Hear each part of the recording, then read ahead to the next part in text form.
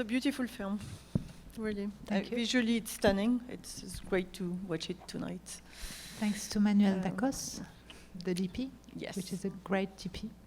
He did a film that has been shown here, I think, Amer, or maybe The Strange Color of Your Body Tears was here. I don't know which one was. I think The Strange Color of His Body Tears, Hélène Caté and Bruno Forzani. Yes. Yeah. Is he, how you met, you got familiar with his work? Yes, when I saw Amer, which I was really, a film I was jealous of, I really admired the work he did on this film. So I thought that if I couldn't get Benoît Deby, who was the DP of my previous film, Innocence, it would be a good possibility to work with Manu Dacos, and this is what happened. And I've been very, very lucky to work with him and very happy. And also because we really had the same idea of the film, so it was in fact easy to work together.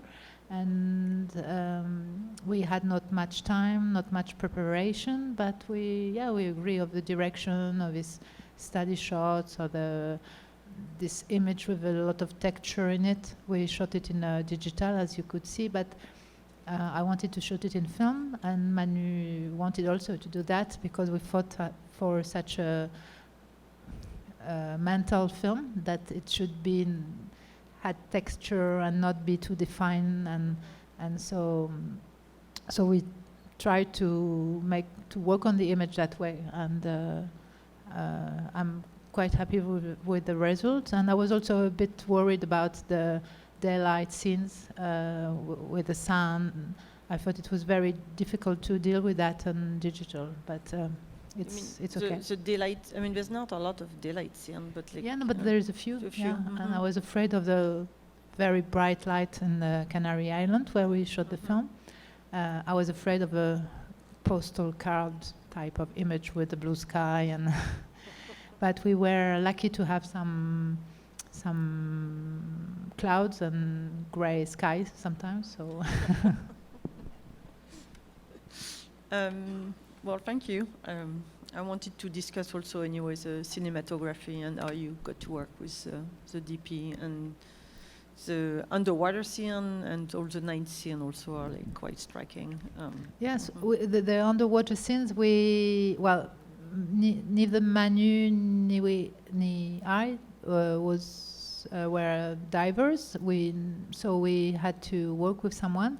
We found a guy who was a diver and a cameraman, and who knows really, really very well the underwater landscape around these islands. So he helped us a lot to find the proper locations of the shots, to find for instance, the shots from the beginning.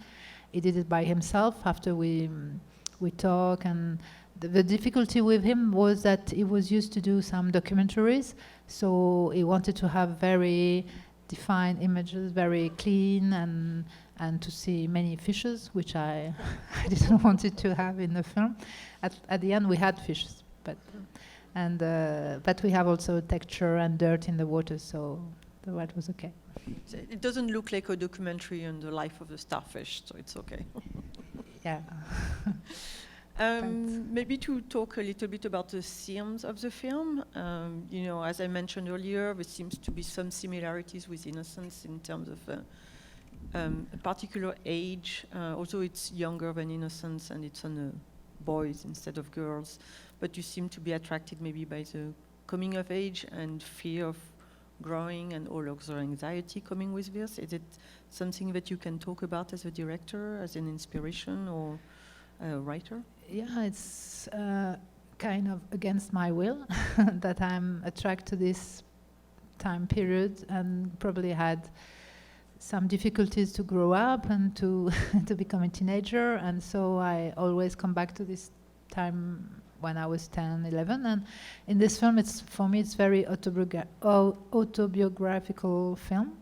I mean, even if it's a boy, I think it was more interesting for me to do this story with the boy, of course, more striking, more nightmarish, to underline the fear of pregnancy, of giving birth, etc. And I think that at that age, it's not difficult to portray yourself as a boy or as a girl. It's a bit the same. It's more as a teenager that it's maybe the difference are coming up. And I don't know, it's a moment where I probably build up some kind of phantasmagoria very strong with my fears and my expectations, and it's still a very mysterious moment for me, this transformation, which is both like from inner and also from outside, because people are becoming to look at you in a different way. I guess maybe it's more obvious as a girl, but it's important to me to try to dig out some things there. And it's also a genre film, maybe even more than Innocence. I mean, it's horror and fantasy and science fiction, and it's not a genre that's used a lot for female director in France or in general. So is it difficult for you to make a movie that would be defined as a genre film? I don't think it's because as a female director, but in France it's very, very not well considered, the genre films. Like, it's silly, it's not serious. And the problem with that film is that it had to be financed through a system of art house film. And for these people, really, horror, sci-fi, fantasy is stupid, and I don't know. So I thought it would help to put a label on it, like it's a horror movie, I said, or sci-fi, depend of a year, depend of a draft of a but it doesn't help at all the opposite. So I tried to say it's just it's a film d'auteur, but they were very suspicious toward that, and maybe it's not, I don't know what it is. I don't care about the label, but I need to put a label to make it financed, and that was also why it was so difficult to make this film. It's because people didn't get it, didn't understand what it was about. I hope now some of the audience can get it, and I had already many screening in many places, and I had been very happy to see that a few people at least understand it, and so I think it was probably the real thing was not in the script, but it's more as a film when the film is done.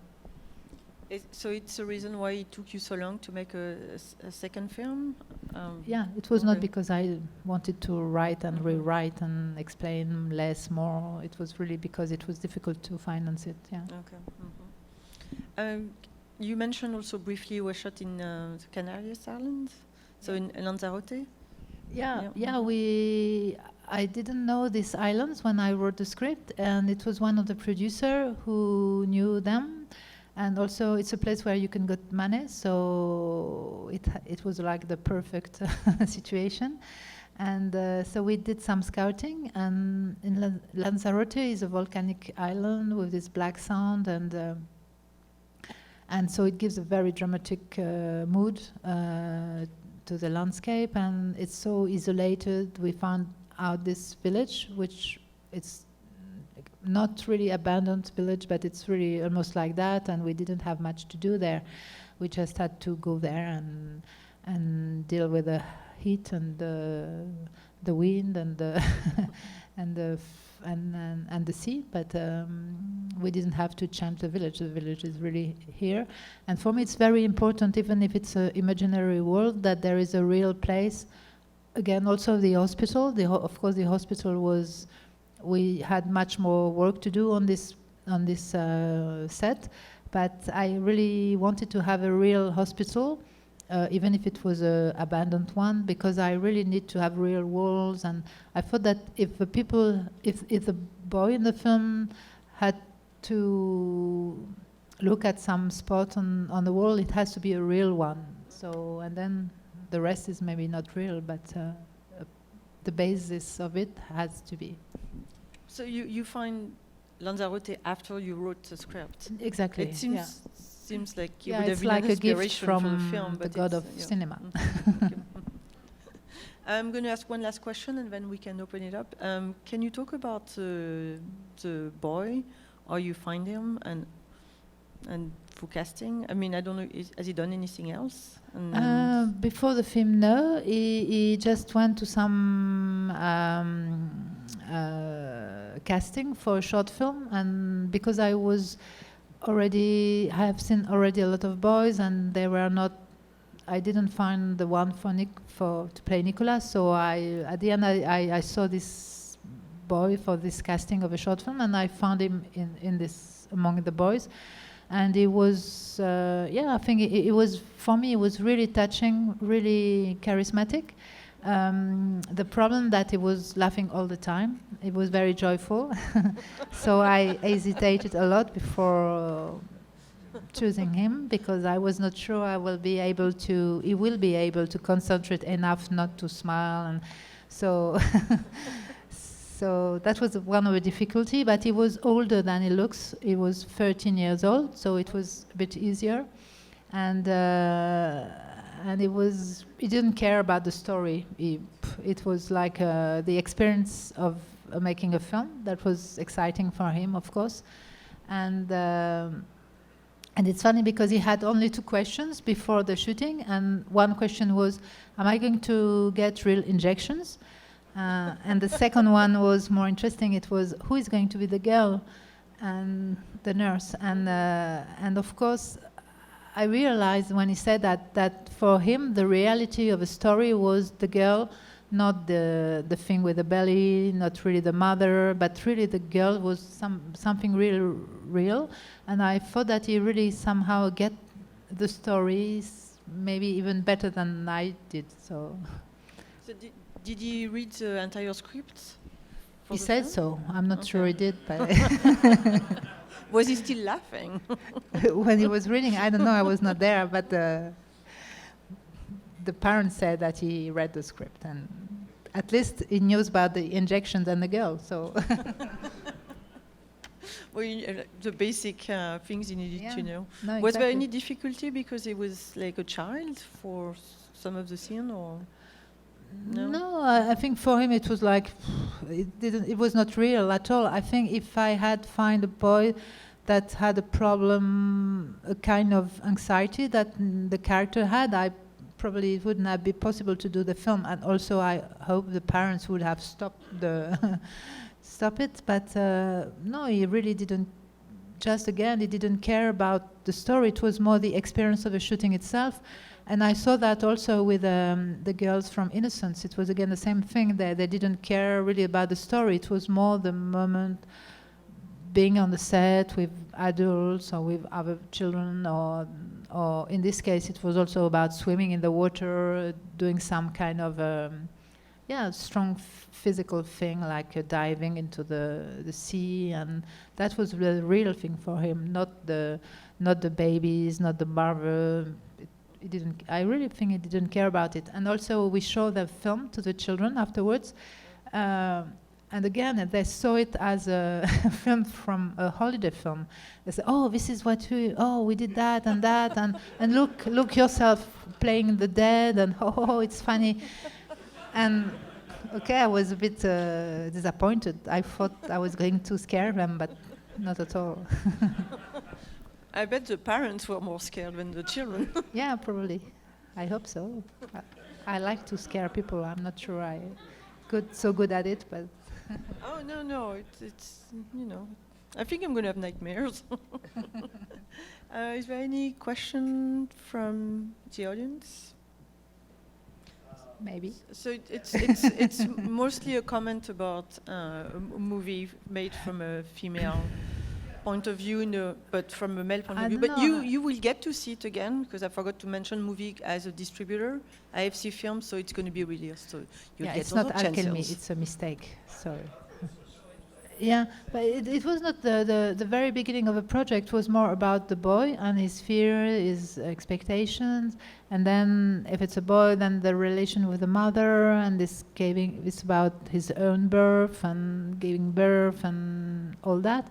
So it was not like my idea at the very beginning to present kind of utopia or dystopia about a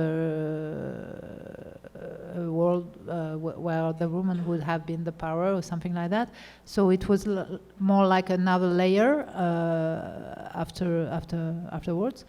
I like the idea that to have a doctor, a woman doctor with a bisturi. I thought it was funny, not funny, but it was more interesting for me to have the boy.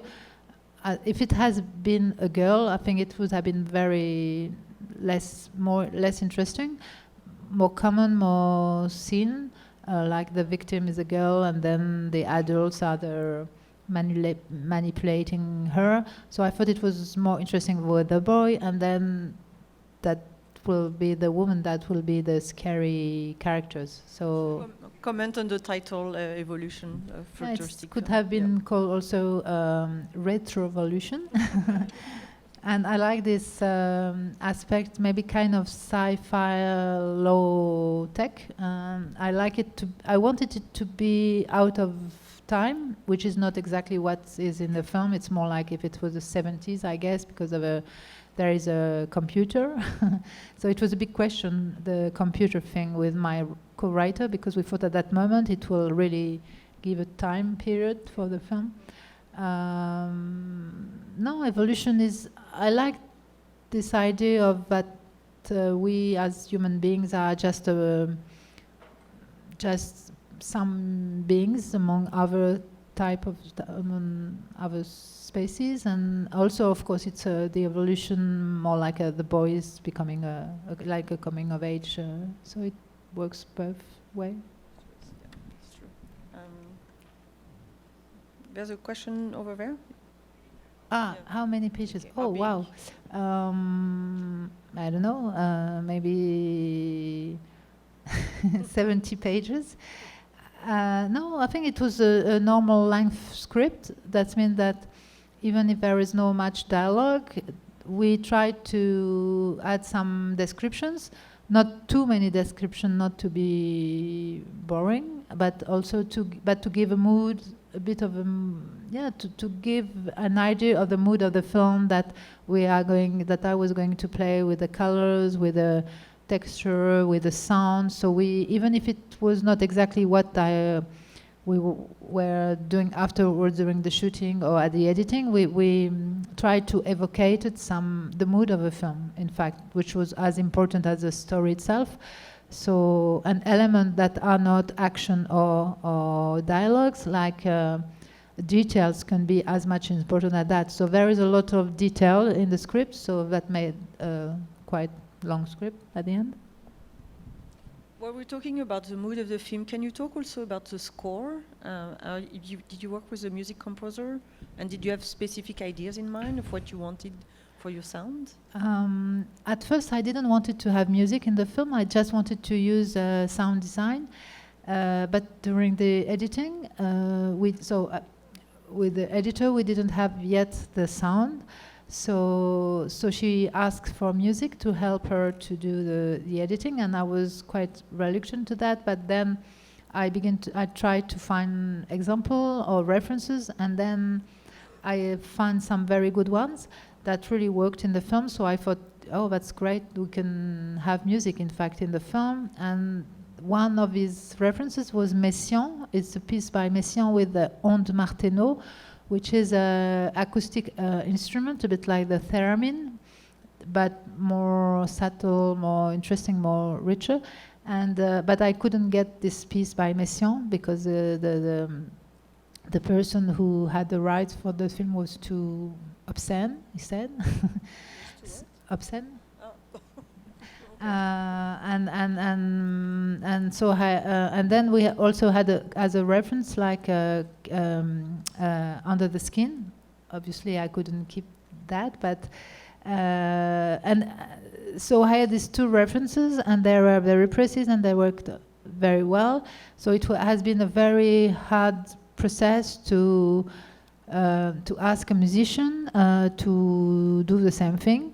Of course, he was going to do a bit not so good, not so well, and also it was very difficult for both of them, because it was two musicians, and also it was a co-production with different countries and with Spain, and I really had the production ask me to find musicians in Spain only, so it was like a very difficult approach to the music. It has been very, very hard, in fact. It was hard for the musicians because he had to copy Messiaen, and of course it was very painful for him and for me, because at the end it was not Messiaen, it was like a imitation of it, and for him it was not, he has no freedom, in fact. So and as for Under the Skin, it was a bit the same. I guess you know the score in this film, and yeah, it worked very well, but I couldn't work with this composer. I had to find a Spanish one who would imitate that.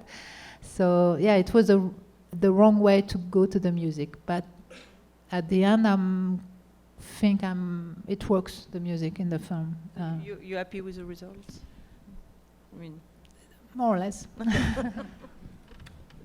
Another question? Yes? So it's a question about mutants and the comment no, that... I think you get it wonderfully well. The starfish and the... the hippocamp, what's it? Seahorse? Right, seahorses. Seahorses. Yeah, I think it's fascinating, all these maritime creatures, because they have so many different ways of different characteristics, different abilities, the way they reproduce themselves, the gender, how they change gender sometimes, and so it's a lot of. It gives you a lot of ideas. Of course, there is only a few in the film, but we kind of do a lot of search with my co-writer because we are totally fascinated. I know at the end there is only a few elements, but it was a great inspiration, the starfishes and the seahorses and all these creatures. Do you get inspiration from other films or filmmaker in terms of mutants or alien? Well, I guess I have been traumatized by Alien when I was a teenager, when I saw the film, and so it's my interpretation of it. So it's a French alien. Kind of. So, can you talk about the scene that I find very strong in the film? About what? The scene with when he rejects his mother, saying, "You're not my mother." The what? Sorry. The scene, la scène. Ah. Sorry. Sorry. We're going to do it in French now. That's it. You know, when he rejects his mother, and then he wants his other mother, which is the nurse, which younger. Can you talk a little bit more about the creation of the scene? I think it's something that maybe not every, but many children thought at some point that it's impossible that they would be the same kind of, than their parents.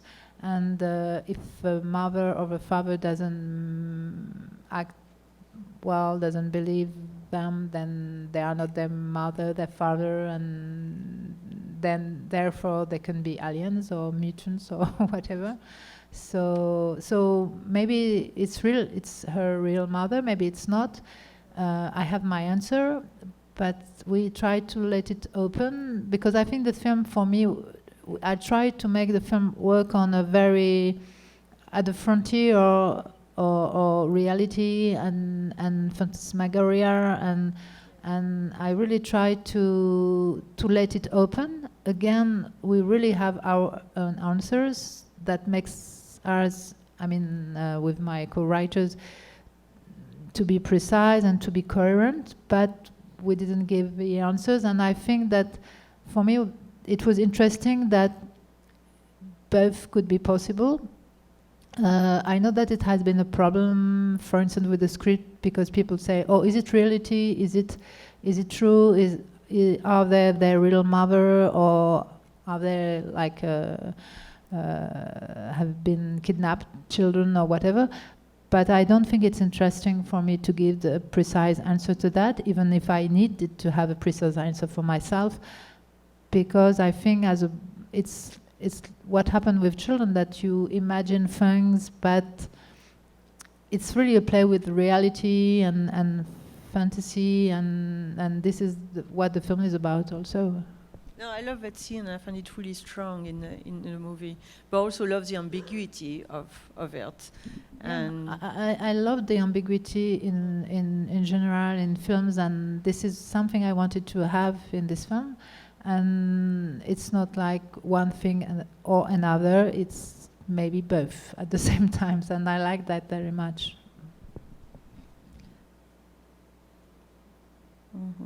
Yes.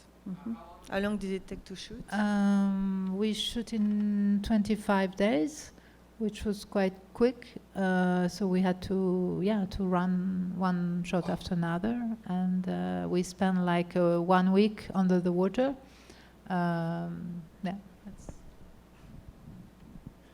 There was, I think, yes, right there. So when you made 2 films with, I guess, matriarchal society, so are you interested in making one where society would be run by men? You mean reality? Really? Maybe it's not because the men are not in these films that doesn't mean that they are running these societies. In fact, it's funny because in this script, because we had many different drafts, also because it was difficult to finance it, so we tried to be more explicit sometimes, or to give more information.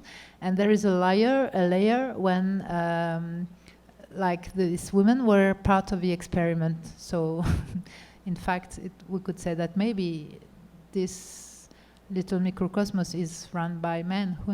Maybe it's one of the answers.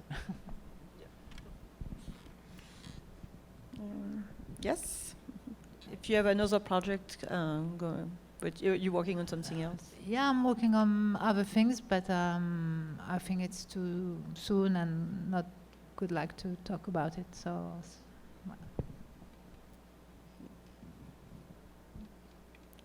Talk to see. Yes. But the costume designer and set. What? The costume designer and the decor. Yeah, I was very, very lucky to find very good set designer and the person for the costume too. They really understood the film, and so everyone worked quite together. And for the set, again, it was very important to me that it has a real basis. So we had to find. So we did not so much scouting because, for instance, the village we found, this island. I mean, there is not many villages. There is just one in this island, and then as soon as we had that, we had the very basis for the landscape and for the set, and then the hospital was the other part, and we again, I wanted to have a real basis on which we could play with and make this hospital becomes less and less a hospital and something else, and again a kind of dreamy place, a nightmarish place with this water element, the green of the walls. We worked very the DP and the set designer worked very closely because we didn't had any extra lights, so it was the light of a set, so the set did the light, or maybe the DP did the set somehow. And as for the costume, we thought that these women should have very minimalist, simple, a bit the same kind of very practical dresses, and that they should wear dresses or skirt and not trousers, that they should have this kind of color that would fit with the landscape. Also, like a bit, they have to hide their suckers, yeah. So when they were in the water with the boys, they should have a kind of underwear dress, which is like a bit of second skin somehow. So yeah, this is how we worked. We have I had a few visual references before during the prep, and we tried to define the direction all together. And the very good thing that everyone worked in the same direction. We all agree on the same film, so that helped a lot. Yeah. Like what visual references did you have? I don't know, it was more for the sets maybe, or for the mood, like the painting from the surrealist painters that paint a lot of seaside, like Dali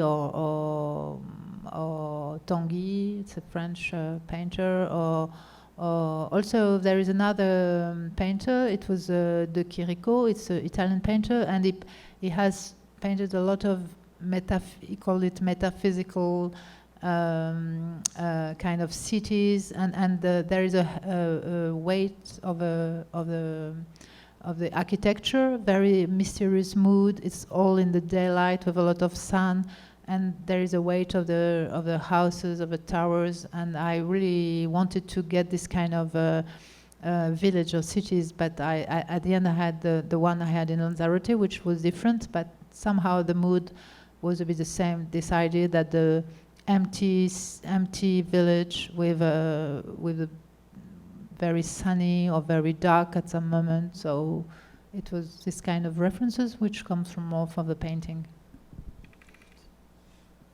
Well, that was really interesting to discuss with you, and I'm glad we didn't really ask what happened at the end, which is a question I don't really like. Does he get saved or is it worse? But thank you so much for coming here and talking about your film. Thank you. Thank you for inviting me, and thank you for coming. And the movie is a distributor, so it's going to come back out in the screen here, which is great. Maybe in August or in the fall, but it will come back. So thank you so much. Thank you.